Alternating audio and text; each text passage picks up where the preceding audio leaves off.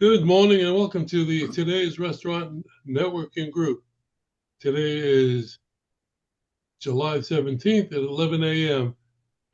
I'm Howard Appel. I'm the founder and publisher of Today's Restaurant, and we are a group of vendors who are here to help each other grow our business and to help any restaurant owner, manager, or chef who might have an issue or a problem that they need help with. And we encourage you to give us a call at 561 620 8888 or go to our website at trnusa.com. Does anybody have any trouble getting on this morning? No? Okay. Because I had one person in the 9 o'clock group that couldn't get on. So that wasn't us, it was him. All right. We have a couple of things I want to do before we get started with the intros. We have a couple of new faces on the board today. Paul is back from the Florida Restaurant Association to answer any questions once we get started. And we have Mike. Let me see if I pronounce it right. Sachleben. Sachleben. Okay. Mike and I had a meeting during the week, and I invited him, and I think he'll find it fun. It's a pleasure. What we'll do is, why don't you introduce yourself? Tell us who you are, what you do, where you're located, and how do we contact you? Sorry, you wanted me to go first? Yes, please. Just all right, great. Sure. You go first, and then when everybody finishes theirs, I'll double back to you so that you can, after you see what we do, you can amend what you might have said. That sounds great. So I'm Mike Sachleben, and I'm in West Palm Beach right now. And I am a business consultant that focuses on helping business owners run their business better so that they can have the time to actually grow their business. A lot of times business owners just have a problem with doing all the management stuff and also doing all the growth. So I help them run things. In a nutshell, that's what I do. And how can we reach you? You can reach me at 774-210-9507, or because the last name is so difficult to do, Sachleben, it is Mikesa, Mikesa, at ptichief.com, part-time interim chief, PTI chief. Okay, thank you. Welcome. Thank you. This is a revised format. Last week we had discussions in both groups about starting on time, and this is what happens when we start on time. Everybody's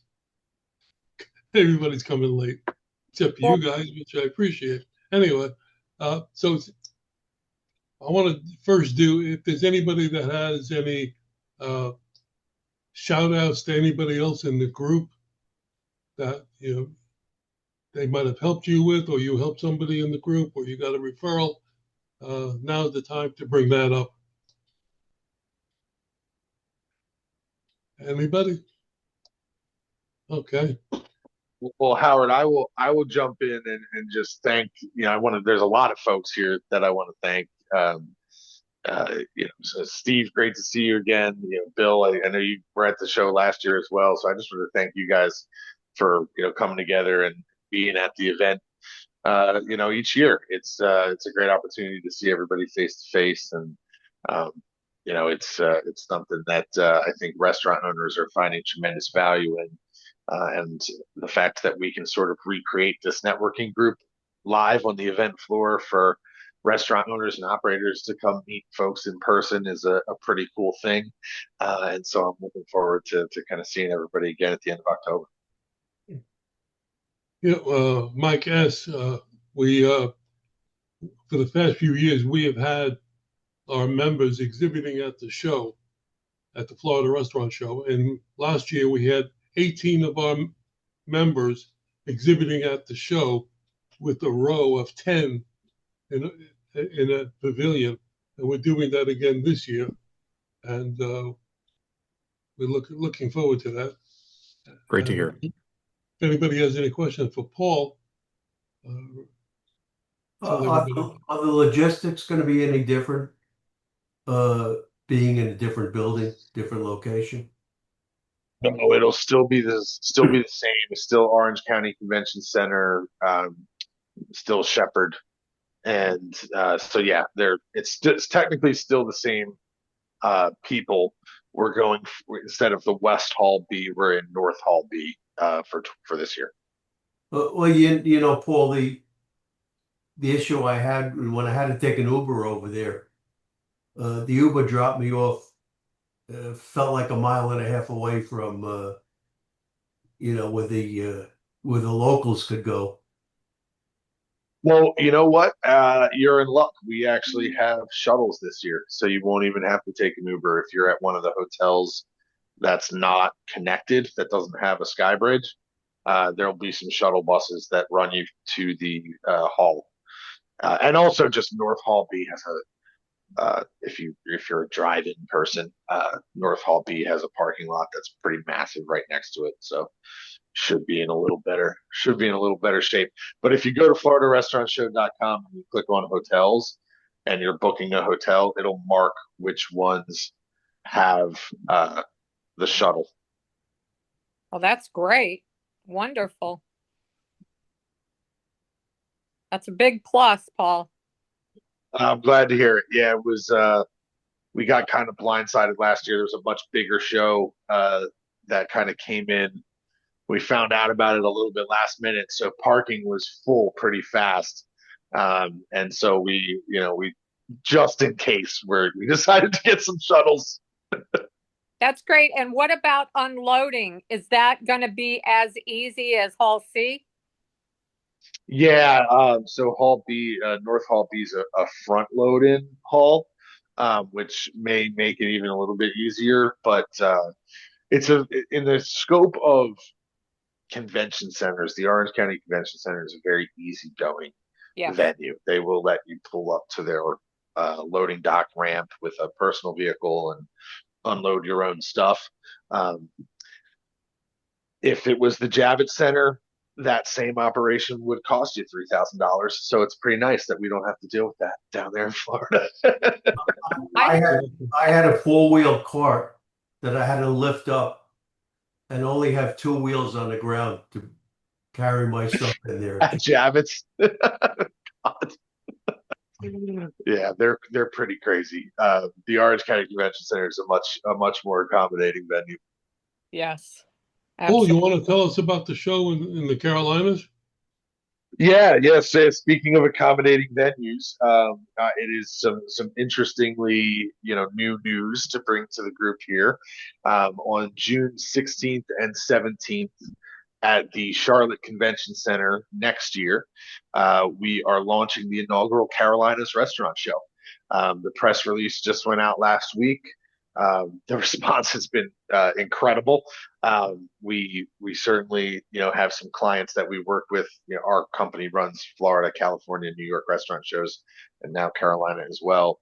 And we have a lot of suppliers we work with that are on board already for this event in Carolina and view it as a rapidly growing market between North and South Carolina. We've got about $59.2 billion in hospitality industry revenue each year. And one of the things that really drew us to it was the top number state, the second and third state as far as where people are moving to right now was North and South Carolina, according to the U-Haul index, which is a nice statistic that kind of tells you where people are going to, and sort of seeing the growth and the opportunity and talking to our partners and clients. It felt like it was a good time to do that. So it'll be a small first event, but we're pretty confident we can get about 2,000 restaurant owners and operators through the door for that first one next June.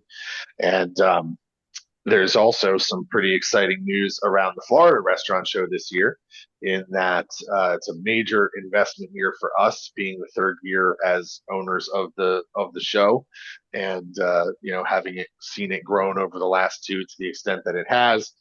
We're able to make a pretty major reinvestment into the event. Obviously, things like shuttles are part of that, but also we've seen our restaurant owner and operator database double in the last 6 months in a pretty huge way. So we're expecting probably our best turnout ever. And we are introducing a brand new Sunshine Plate Challenge. So for restaurant owners and operators, and especially executive chefs and sous chefs that are listening to this, there is an opportunity to represent your establishment and compete in a pretty well covered professional chef competition that will take place at the Florida Restaurant Show. This is an ACF sanctioned competition, so you'll have ACF judges present, and there's an opportunity to win some prize money and some notoriety for your establishment if you're participating. So if any of you are working with restaurants that have a chef that can do some pretty cool, interesting things, feel free. If you go to FloridaRestaurantShow.com, the register now button will get you a badge to the show, and there is some information about our competitions on the education and events page where chefs can apply to be a competitor. And 3 days of competitions, all backed by the ACF. We're going to focus on chicken, beef, and pork. I'm sorry, seafood, beef, and pork. First day, second day, third day, and also have a pastry competition on the side. So some pretty exciting stuff. Some celebrity chefs that are coming to do some demonstrations as well.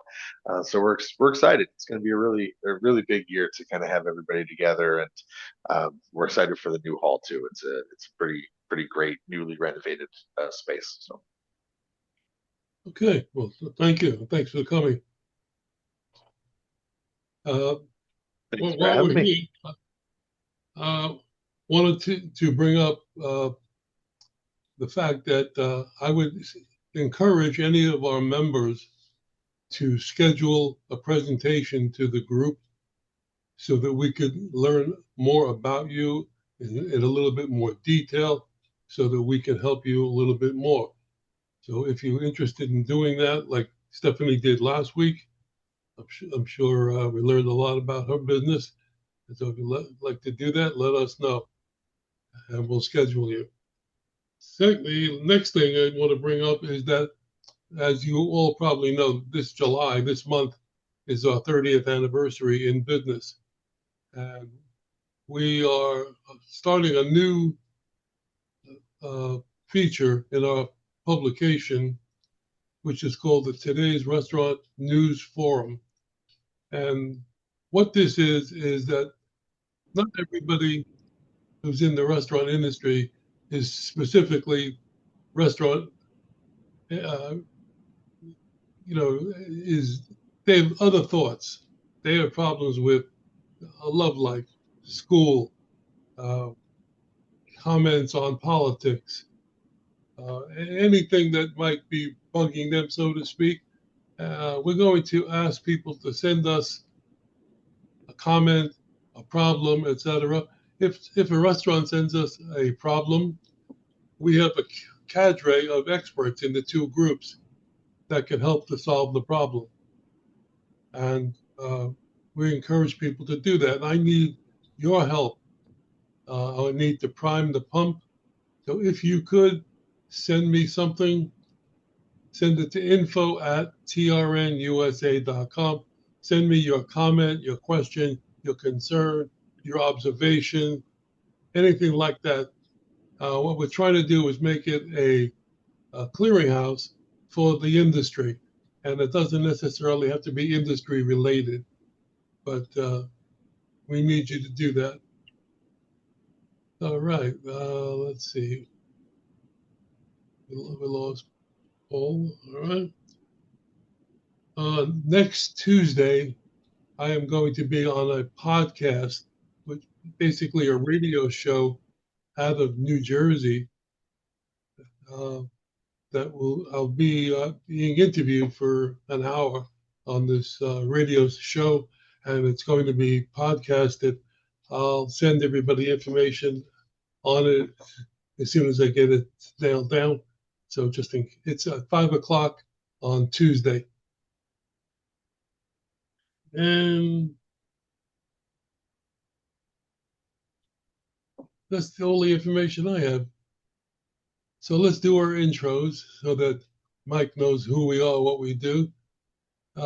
Steve Geller, why don't you start us off? Hi, all. Steve Geller, Leasing Solutions, Palisades, New York. I'm in the commercial finance business, and I've been doing it for many years. I specialize in equipment finance, and I work with all industries, all dollar amounts, and all criteria nationwide. I have some international connections I can do, and that's it. I could be reached at 845-362-6106. I recently closed a food trailer, also a car wash. I'm working now on a new restaurant in Florida for an existing client of mine. She's moving into a new space, and it wasn't a restaurant. And she's getting the equipment in a container. All the plumbing and everything will be in a container, which will be outside the restaurant in the yard. So if things don't work out, she could just pull that all out and move it elsewhere. That's an interesting concept that I've seen. I haven't seen it done elsewhere. And the landlord's Is, happy because is that it's just not. is that just the kitchen or the seating area as well? No, just the kitchen. Just the kitchen, the ovens, and it's a pretty big container. So interesting concept, and it doesn't destroy the interior of the premises. So it's an interesting concept. And of course, we get the landlord to give us a waiver that we can pull that out if we have to. So again, my phone number is 845-362-6106. All right, Thanks. thanks. Mike, I neglected to say that at the end of the meeting, I will send out a spreadsheet to everybody that's here with the contact information of everybody that's here. Great, So thank you. All right. Let's go to Bill. Good morning. Good morning, everyone. My name is Bill Clement. I'm Wise Energy Solutions. I'm an energy broker. Gas is deregulated here in Florida. And I help people increase their profit margins. I've never met a restaurant owner. I used to run Sonics in Kentucky. My son owns them now. And I've never met a restaurant owner that didn't want to increase their profit margins. And so if you're paying with the utility company here in Florida, you're paying $1.27 with Florida Public Utilities and Florida City Gas. And with TECO, you're paying 90 cents.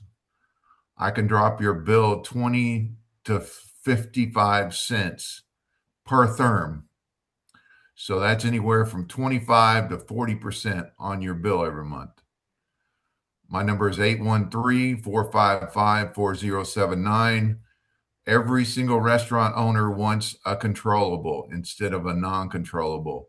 So we can turn your restaurant bill for gas into a controllable where you know it is at every single month. Good. Thank you. We have two bills tonight, 2 bills and 2 mics, so I got to be specific. I'll call William. Yes, sir. Yeah, I almost jumped on the last one. So yeah. William Raymond here with Primetime Hospitality Services. Great seeing you guys. Been out for a couple of weeks, vacations and some such, but glad to be back. We focus on restaurant cleaning. So we don't do hoods. We just do like floors, equipment, things of that nature. I can be reached at 786-299-1777. And glad to see you guys. Hope all's well. Nice to see you back. Thank you, Terry. Good to see you too. Thanks. Ma'am. All right, let's go to the coffee man, Mike. Thank you, Howard. This is Mike with Brisk Coffee Roasters, family owned and operated for over 50 years, located and roasted in Ybor City of Tampa. We supply all your coffee needs in the restaurant industry and beyond, with the exception of large retail formats. You can always reach out to me at 256-710-8975 or mnewkirk at briskcoffee.com. Calling me is probably the easiest way to get in touch with me right now. Thank you, Howard. Okay, thank you. Stephanie, good morning. Hello, everyone. My name is Stephanie. I am one of two of the Brilliants from Brilliant Computers. We do all things IT, on-site and remote. We can help people all over the world with our secure remote technology. We're able to view and share your screen, do PC cleanups, security, data backup, managed services, business email, answer basic questions about whether an email is trustworthy or not by you sending us a screenshot, not the actual email. And, really, truly, when in doubt, reach out, check out our website to see a list of some of the services that we provide, brilliantcomputers.com. And then the best way to contact us is to open a ticket by emailing support, SUPPORT, at brilliantcomputers.com. And then our office line is 561-877-1119. Since your presentation last week, I've been super diligent. Not that I wasn't looking before, but I'm just more aware of a lot of things. And this week in particular, I don't know why, but there have been more scams coming my way. And one of them was really interesting. I got a message on LinkedIn from a chef who said, I have a friend who's interested in what you're doing, blah, blah, blah. Give me your Zoom information. Give me your Zoom account information. Well, we started going back and forth and started to realize that this is some kind of a scam to, I don't know what. I think the guy who sent me the initial message, he probably got hacked, and I just let it drop. But it was interesting. And that's kind of difficult. LinkedIn is a difficult site to crack into. So that guy's computer could have been compromised. Somebody could have been working in his computer, but that's craziness. It's unbelievable. Even like the most secure and trustworthy and real looking communications can be fake. And more likely than not, unless you've sought out this type of that type of communication, usually it's probably fake. Yeah. Trust me, I didn't do anything. Ben, good morning. Everybody, happy Friday. I'm Ben Fisher.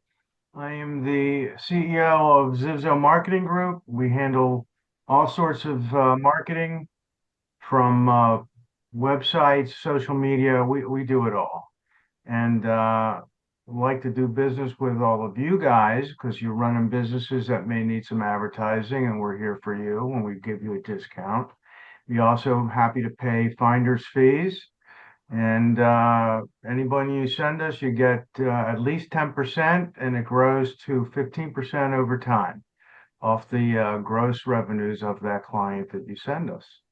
That's pretty much it, and see you soon. What do you offer to restaurants? What do we offer to restaurants? Yeah.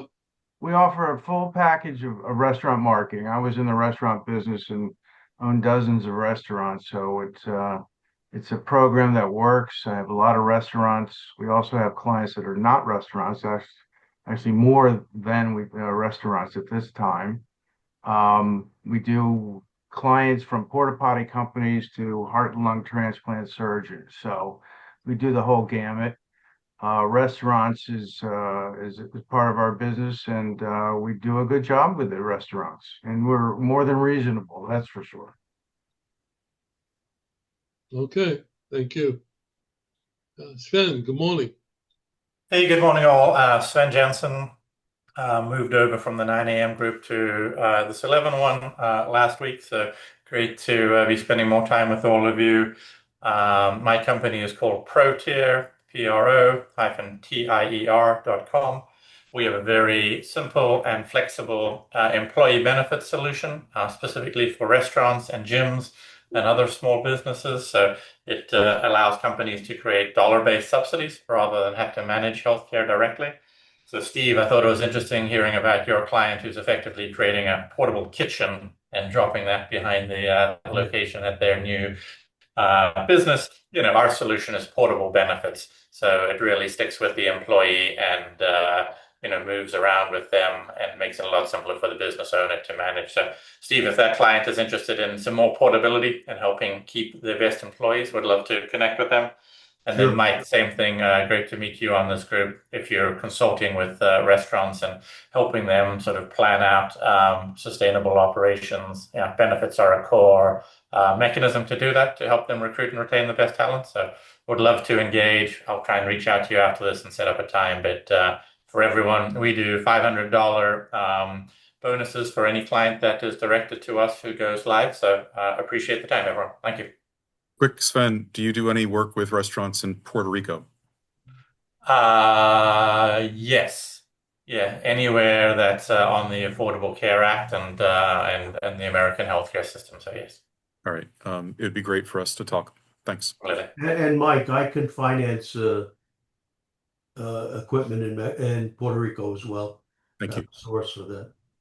Perfect. Hey, Sven, it's ironic that you were not in the 9 o'clock this morning because there was a big conversation about employee benefits. So watch the video.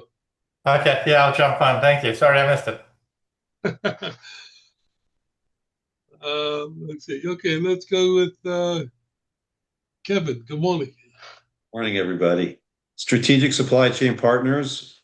What we do is we basically go and analyze what people are buying through their broadline distribution network, all their vendor partners, produce company, broadline distributors, dairy, bread, whatever they buy, chemicals, disposables, so on. We renegotiate their distribution agreement. In many cases, we're able to get significant savings by them staying with their incumbent. We also work with moving them into a new distribution partnership with another broadline distributor. If that is more advantageous for them, we're saving an average of 10% of whatever they're spending in distribution costs. The interesting thing about our company is that we don't charge a fee. So we do a lot of work, many hundreds of man hours in some cases, putting people into better agreements, and then we share in the savings. We take a minority position in the shared savings, and then we work with that client for the extended period of time that they have a distribution agreement. So if they got a 2-year agreement or a 3-year agreement, we work with them in hand to make sure that those agreements are being fulfilled by the distributor per the agreement that was signed, and also with the company fulfilling what they said they were going to do as well. My number is at 407-497-9495. I'm in Florida. We can work in Puerto Rico to do the same thing. We have access to the same process there as well. A little bit different technique and tactic, but we do work there as well. Or you can check us out at www.ssc.partners. We also have a program where we do a referral program, 10% of whatever we get for the duration of time that we have a client. So if we have a 3-year agreement, 4-year agreement, 5-year agreement, whatever, and whatever money we make, we give 10% of that gross to our referral partner. So it's not a one-shot deal. It's a long-term relationship. If you want to find out more, you got my number. And it's pretty interesting what's going on in the world, as you know, with pricing. I went to Publix yesterday to get some boar's head meat, and it's now $20.99 a pound. Wow. So I know it's crazy. Public I go to. It's crazy. It's like, how did that even happen? What did you buy? Oh, I was gonna buy some of their oven roasted turkey and some roast beef. Yes, that's what I get. It's like it was $14.99 2 weeks ago, I think. Yep. And it jumped up like that. Kevin, which company do you which supplier do you come across most often? A broadliner or a smaller business? The broadline distributors generally have better pricing because they're so large. Doesn't mean we can't do the same thing with a smaller vendor. I mean, it just depends on what people are buying and how much of it they're buying. But we roll everybody up in, like, we're managing around $100 million worth of spend right now with all our clients. So we can go into, we'll say French fries. We can go to Lamb Weston or Simplot or one of the manufacturers that specialize in French fries. We pull all of the French fry purchasing from all of our clients, and we renegotiate a deal directly with the manufacturer, get discounted pricing that way, and then we work on the earned income that those distributors pay. The manufacturers pay the distributors to bring that product to that distribution center. So we work on reducing the earned income that the distributors make. We work on a deviated price with the manufacturer, and then we work on the distribution cost, how much the distributor is going to actually charge to bring the product to the back door. So we can tackle that 3 different ways, and that's where we get the 10% savings or more. Like we have one client right now, it's 18%. It just depends on what they're buying, how much they're buying, but we roll them into a program that is based off of all of the spend that we manage. If that makes sense. So smaller companies that have 5, 6, 7 locations, they don't have the same buying power, but you get rolled into a $100 million program with all the restaurant groups that we work with. Now there's a whole, we're just basically they're benefiting from being a part of a larger organization. And then we work with GPOs. GPOs are $130 billion companies. And we look at what contracts they got.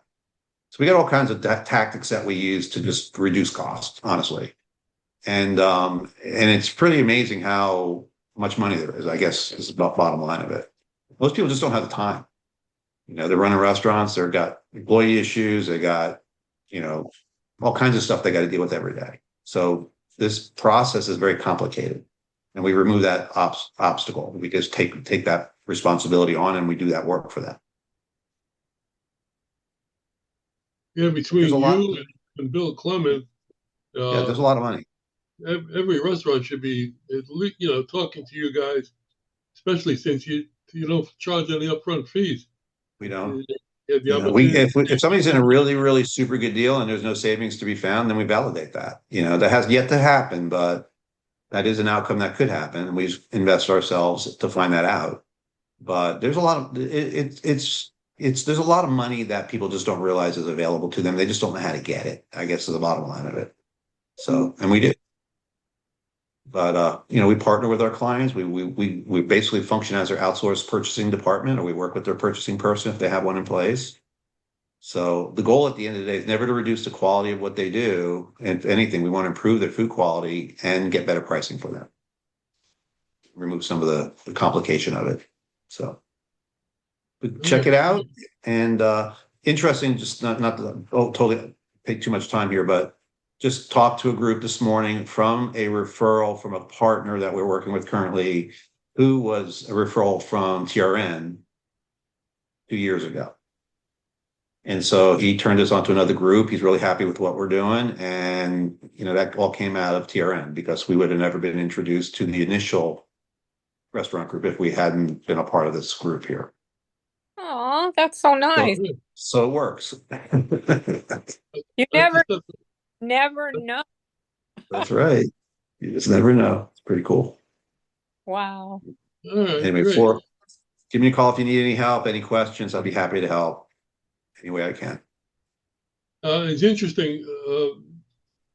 Our Monday morning featured article, which is up on our website now, is a look at what the restaurant industry will be looking like in the year 2030.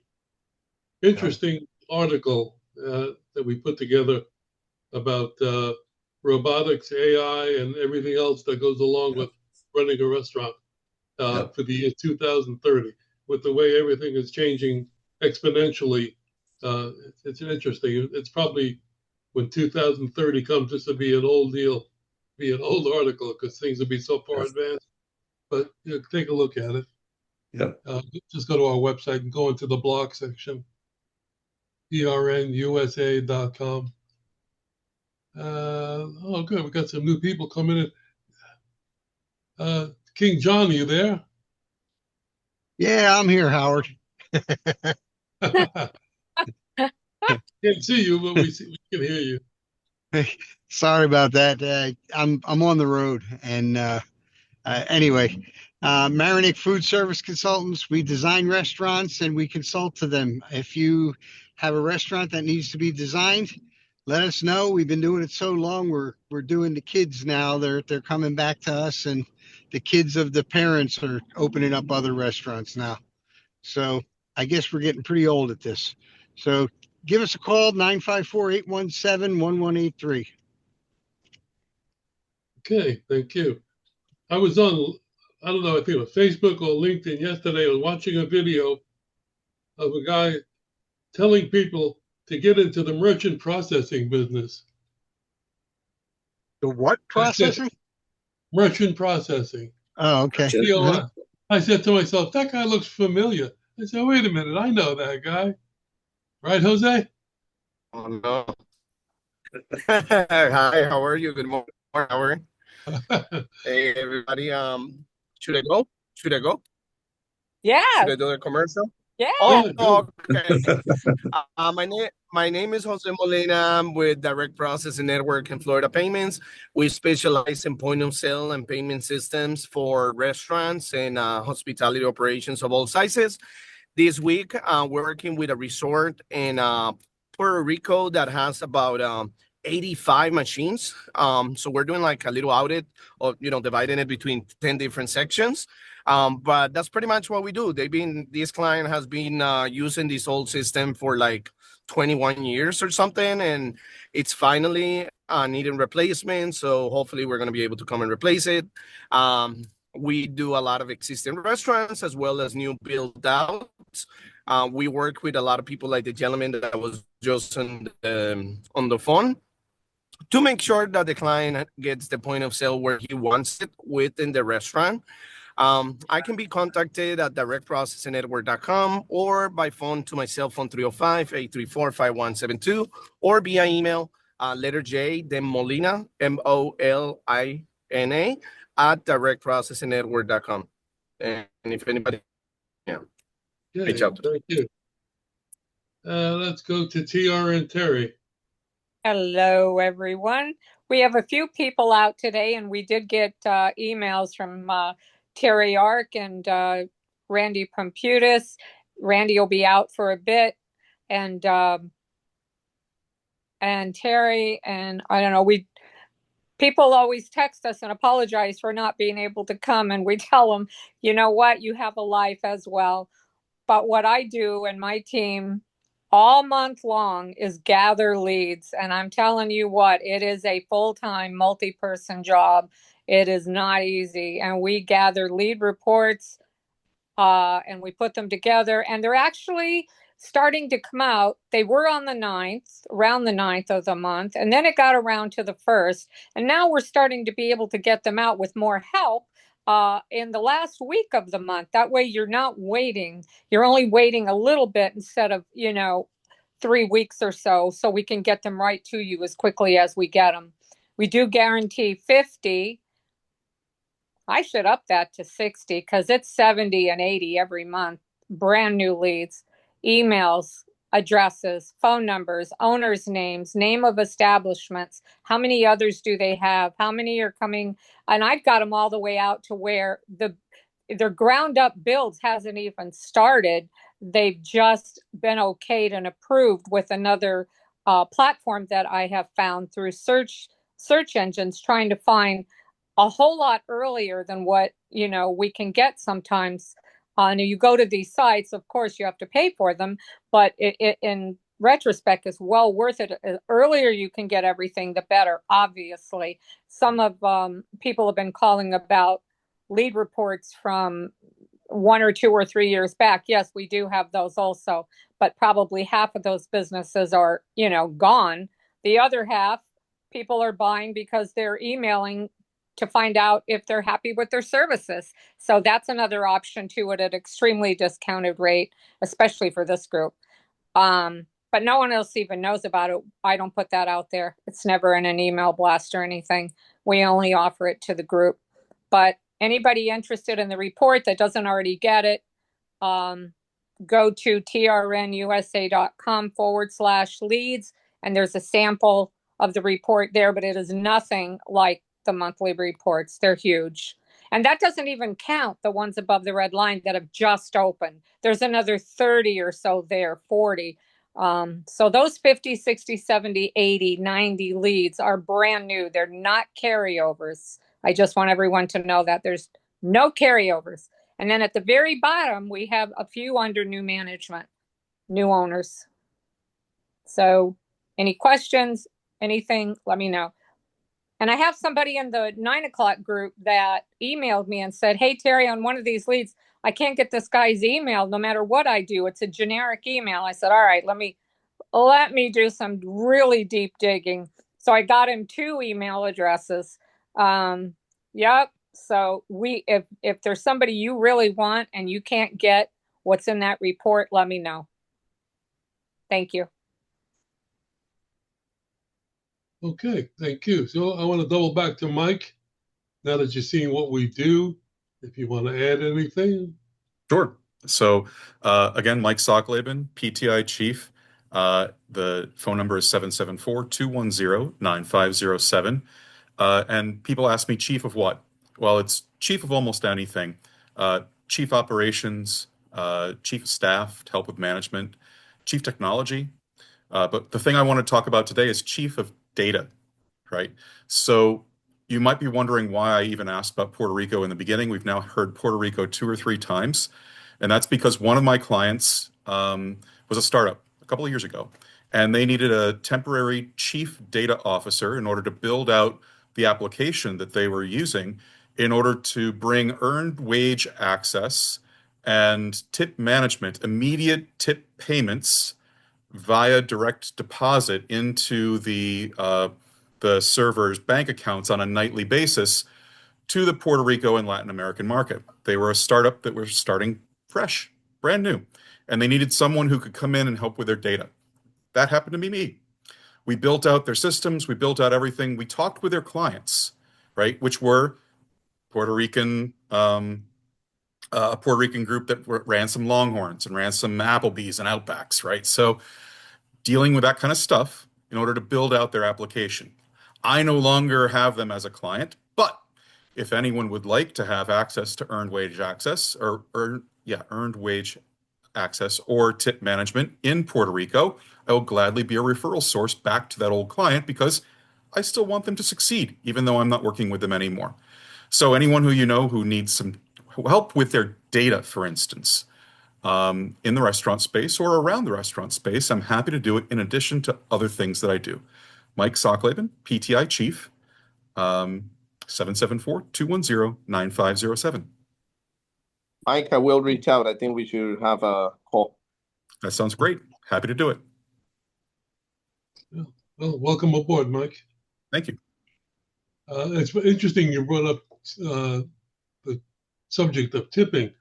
This morning in the 9 o'clock group, we had a discussion that centered around what's going on in the industry regarding tipping. I'll let you guys tell me, but what, especially since we're looking to the future and AI and management, etc. What's the future of tipping in a restaurant? And if you, any It's hard comment? to tell, but a lot of customers want it automated, but the consumers are not happy. But I have a lot of customers that they ask us to automate 15% automated gratuity. What I think about the future of tipping is that people are becoming more sensitive, so restaurant owners need to become smarter and not abuse it. Not, like I saw a retail store, I think it was a mechanic a few years ago that was asking for tips. That's abuse. So, and in the restaurant industry is the same thing. I went to a restaurant where the tip was included in Orlando recently, and the service was terrible. It was so bad. And then I went to another one where you actually tip them, and the service was much better because they want to earn the tip. So there's a psychological factor to the servers, I feel like.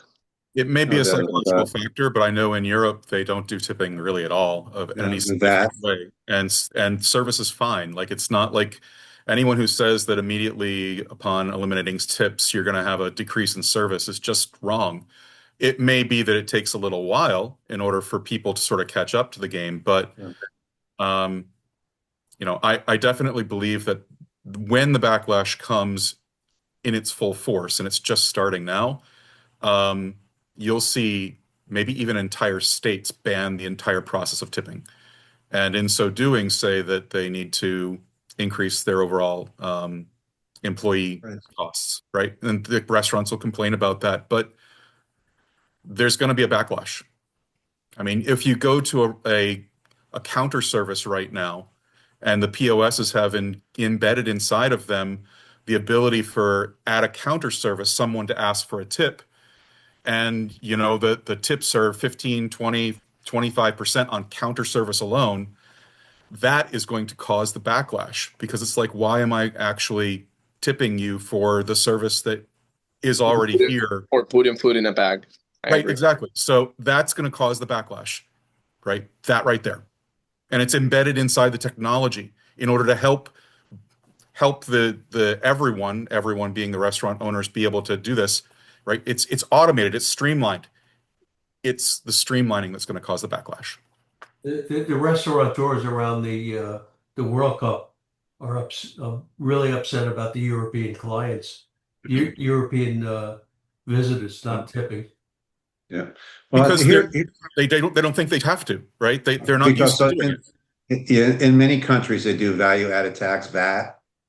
So I've spent time internationally working, living in restaurants as well.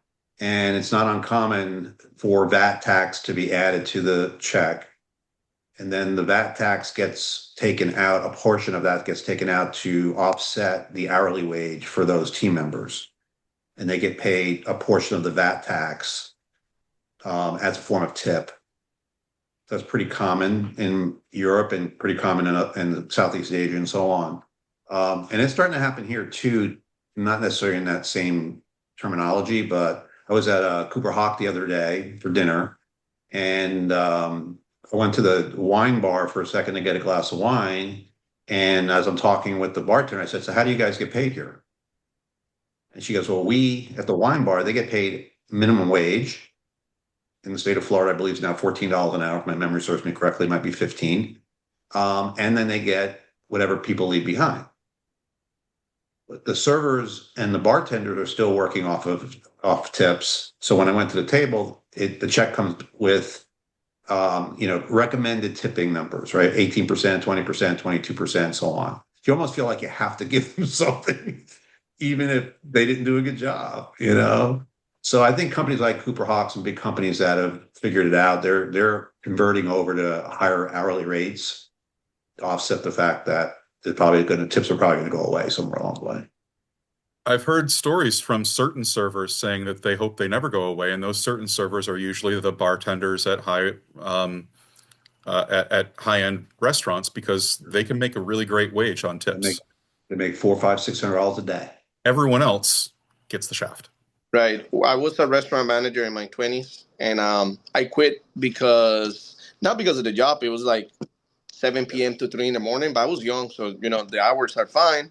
But I quit because I got discouraged how much money I was paying the servers. There were servers that were making in a night what I'm making a week. So it was pretty. Sure. It was an ocean drive, so it was very, very a reality check. I should have been a server. Yep. And then on the flip side, if someone's go ahead, I'm sorry. On the flip side, if someone said, well, we should go over to something like VAT, remember, VAT is just a sales tax, and the standard VAT sales tax in Europe is somewhere around 17 to 18%.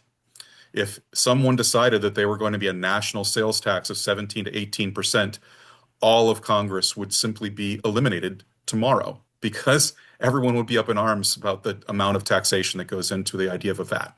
Even if it was explained as, well, it covers this and that, wouldn't happen. It's just not politically viable here. Absolutely. We talked about that earlier. Management is tied to tipping as well. And I brought up the example. Let's say you go to a restaurant that you frequented quite often, and you never had a problem with the service or the food. And then one night you go there and your meal just doesn't reach the standards that they normally do. Do you take it out on the server? does the server get less of a tip because the service or the food wasn't the way it was, the way it should be? Depends how good the service was. If she was lovely or he was lovely, you need to give them, especially we're industry people, you need to tip them because sometimes they don't make enough, you know. But if the service was bad and the food is bad, I would call the restaurant owner and be not the owner, but call the manager and be like, "Hey, did you change food providers? Because I'm always getting this steak and it tastes so much different today. I did that in one place and he told me, yeah, we changed a little bit, but it's pretty much the same." I'm like, pretty much the same is not the same, but. Good for you. Good for you.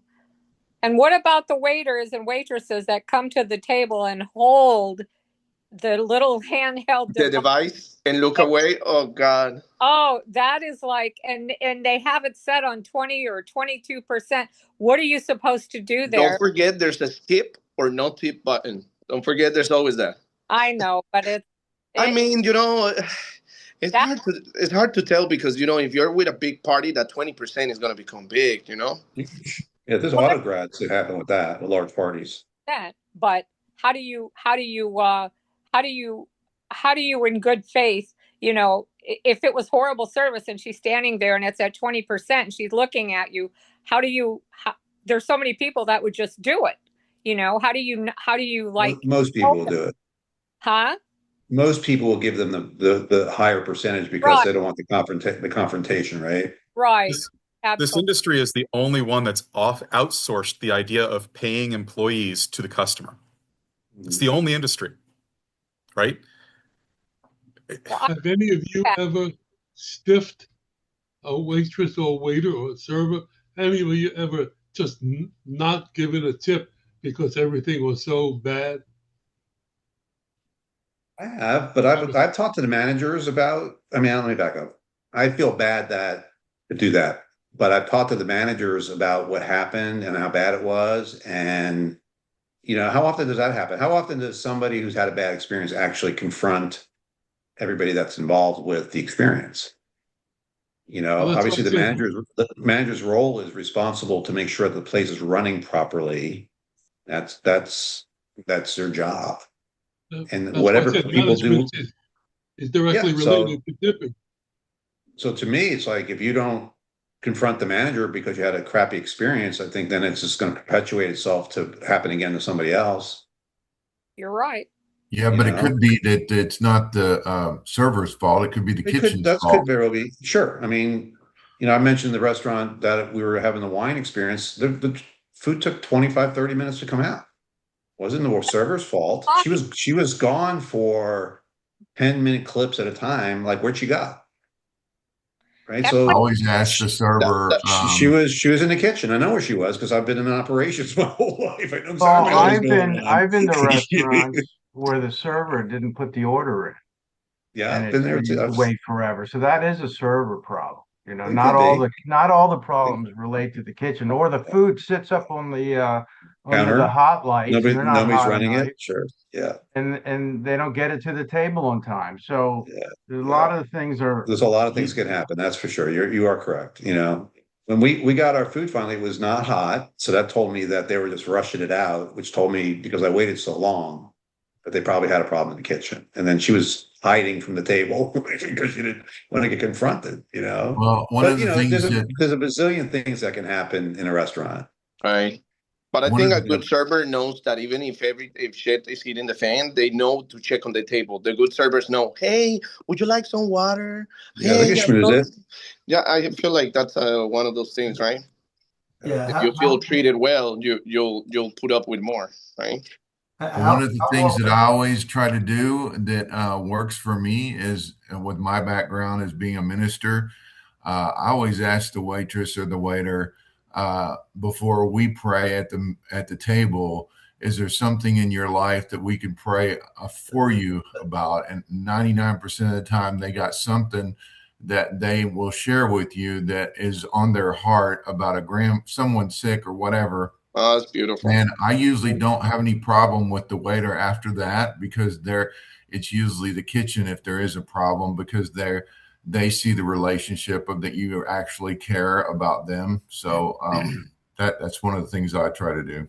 Yeah. Good. How often do you order a medium rare hamburger that comes out well done? And what do? You take it out on the waiter, waitress? Well, that's obviously the cook. Yeah. Well, these are the things I need you to talk about in the forum. This is what makes up us as human beings and not just one-dimensional restaurant. We have problems with our love life, our relationships, our business, our personal relationship. This is what I need you guys to help me with and prime the pump. So if you could send me an issue or a problem, a concern, a comment, could be anything. Just send it to info@trnusa.com. I want to put that out so that we can publish it in the August issue. And what the other thing is, if a restaurant's got an issue or a problem and they submit it to us, like I said before, we've got a cadre of experts in the industry who I can go to get answers. So you guys will be involved as well. So help me out, help the business out, help yourselves out by sending us some sort of a content. All right. Good. Everybody else, everything you want to bring up before we adjourn? Well, I just wanted to say one thing based on what Bill had just said. Remember the restaurant that we went into, and I'm not going to mention it. There was a new lady server, and she was from Yugoslavia, and she never smiled. And I watched her go around, and she looked absolutely miserable. She was just sitting people's plates down. And when she got to us, I said, "Is there a reason that you don't smile?" And she looked at me. She goes, "Well, I'm from Yugoslavia. We're not that way." I said, "Well, in America, I if love that. I love that. smile, you will get a much better tip." And I said, "And besides that, you're a beautiful young lady." And she got the biggest smile on her face. And she says, really, she looked in the mirror behind and she says, "Thank you." I said, "You have to smile here, honey." I said, "I promise you, or you're in the wrong business." And Right. she, every time we go in there, she's smiling at everyone. So it really made it. And I said it to her a couple of times. So it got through and she did it, and it's a success story. So that was a good thing. My grandfather died years ago, and he said, keep a smile on your face and a song in your heart. It's what you present yourself to other people and how they respond. So you can make a difference. Absolutely. Y'all have a great weekend. I got to go. Yeah, everybody have a great weekend. Thanks for coming. Hey, everybody, have a good weekend. Bye. See you next week. Let the sauce be with you.